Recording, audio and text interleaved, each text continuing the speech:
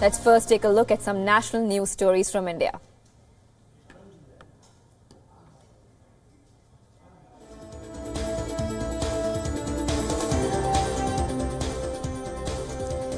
After a successful visit to India, Israel Prime Minister Benjamin Netanyahu will today leave for Tel Aviv today. The Prime Minister on Thursday met with the corporate honchos and Jewish community members. He spoke enthusiastically about his country's ties with India, calling it a partnership made in heaven.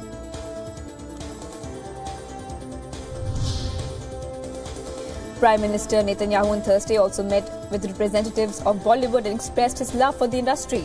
Netanyahu, while addressing the Shalom Bollywood event, said that there were limitless possibilities in the field of arts, adding that India and Israel can go together to create magic. He also, along with his wife, took a selfie with Bollywood actor Amitabh Bachchan and other celebrities of the film fraternity, hoping to be talk show host Ellen DeGeneres' famous Oscar selfie.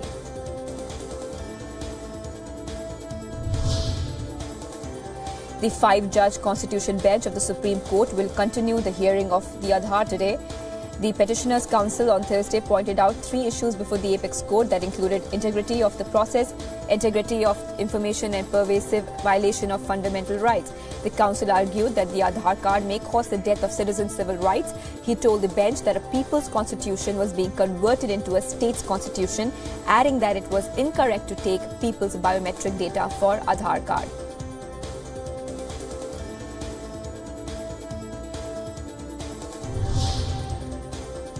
Director General of Border Security Force K.K. Sharma on Thursday described the situation along the line of control and international border in Jammu and Kashmir as tensed.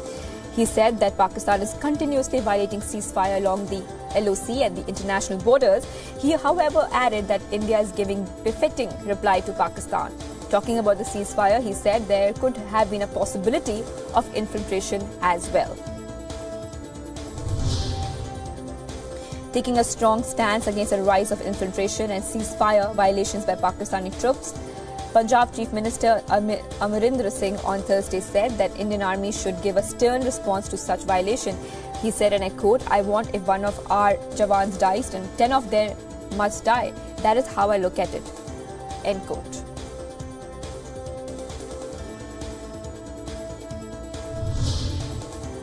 The National Investigation Agency has registered a case against 5 men from Kannur for allegedly being members of terror organization Islamic State.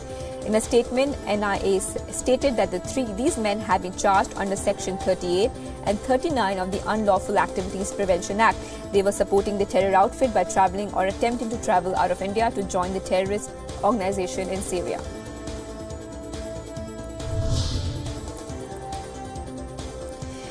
Goods and Services Tax Council have decided to cut rates on 29 items to 0%. The decision was taken during the GST Council's 25th meeting on Thursday. Prakash Pant, Finance Minister of Uttarakhand, said one more meeting will be held after 10 days when a decision on simplification of GST return filing will be taken. The minister informed that the rates of 49 other items have also been slashed.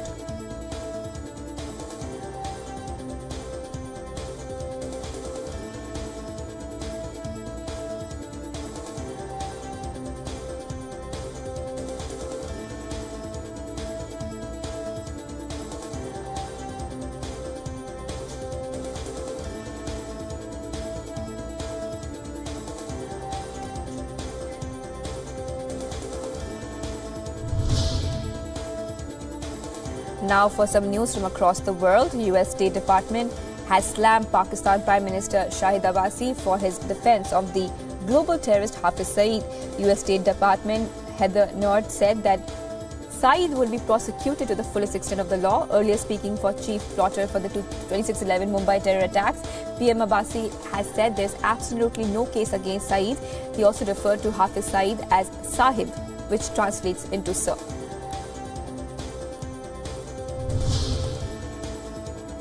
Reacting to Pakistan Prime Minister defense of Hafiz Saeed, former Afghanistan President Hamid Karzai said that there was plenty of evidence against undesignated terrorist Hafiz Saeed.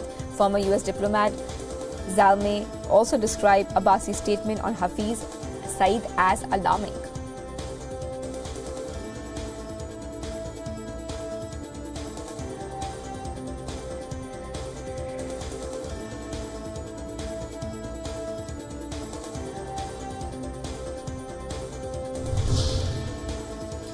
The U.S. Justice Department intends to dismiss criminal charges against 129 defendants in connection with the protests that took place during the President Donald Trump's inauguration last year.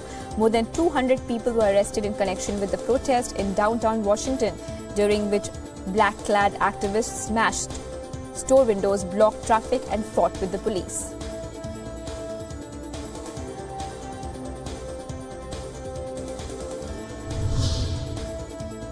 The California parents who were accused of imprisoning their 13 children in their dirty home pleaded not guilty to all charges. The next hearing has been set for February 23rd in the case, and the judge has ordered each defendant to remain held on the $12 million bail. David Turpine and his wife each face 94 years to life in prison if convicted on the more than 24 charges. The charges include torture, child abuse and false imprisonment. At least 15 people at Rio de Janeiro's Copacabana were injured after a car lost control and drove into beachgoers. According to Brazil's Globo, a car lost control and mounted the pavement alongside the iconic beach. 4 children and baby were also reportedly among the injured. No deaths have been reported.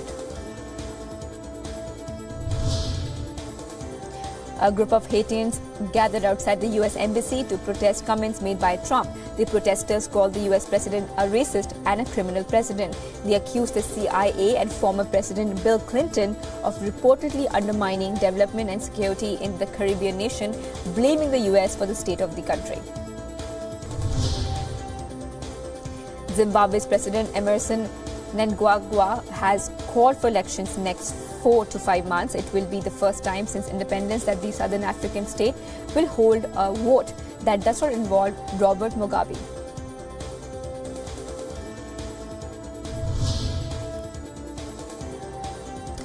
Peruvian President Pedro Pablo greeted Pope Francis as he arrived in Lima for a 3-day visit.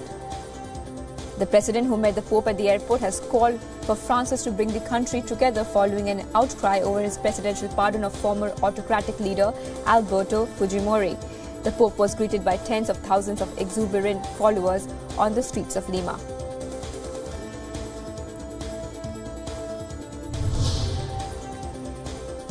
Taking on the U.S. president, Pope Francis said it is not Christian to shut out immigrants. He further urged nations to welcome people whose lives had been altered by poverty, injustice and exploitation.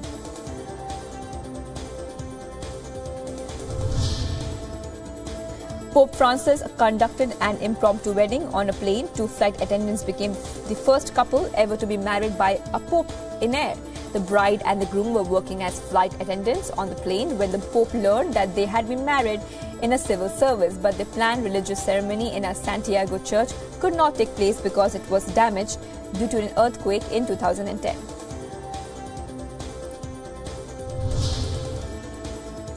Syrian government airstrikes targeted Arbil in eastern Ghouta on Thursday. A video released on the internet by the civil defense group known as the White Helmets showed members of the White Helmets using a ladder to rescue people from a destroyed building that appeared to be burning.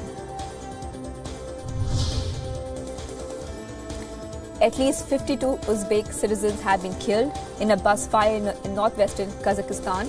Officials said the bus was destined for Russia's Kazan. The route is widely used to transport Uzbek workers to and from Russia, where they often take work on building sites. Only 5 managed to escape the burning vehicle.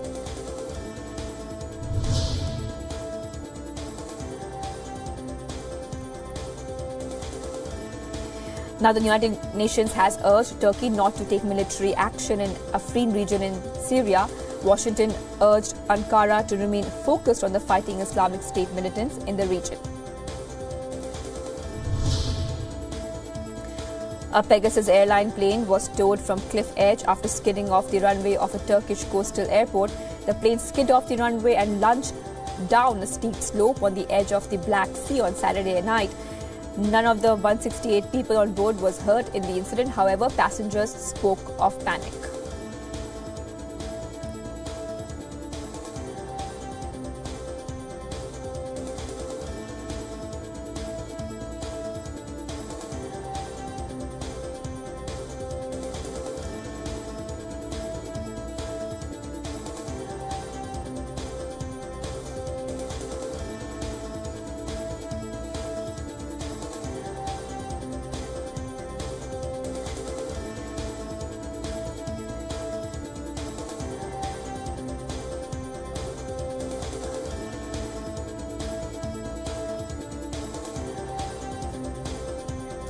Now, news from the world of entertainment. The official list for the nominees of the 63rd Annual Filmfare Awards of 2018 is finally here. Blockbusters like Badrinath Ki Dulhania, Toilet Ek Prem Katha, surprise packages Bareli Ki Barfi and Hindi medium bagged the most number of nominations across categories. The event is to be held on January 20th in Mumbai with Shah Rukh Khan hosting the big night.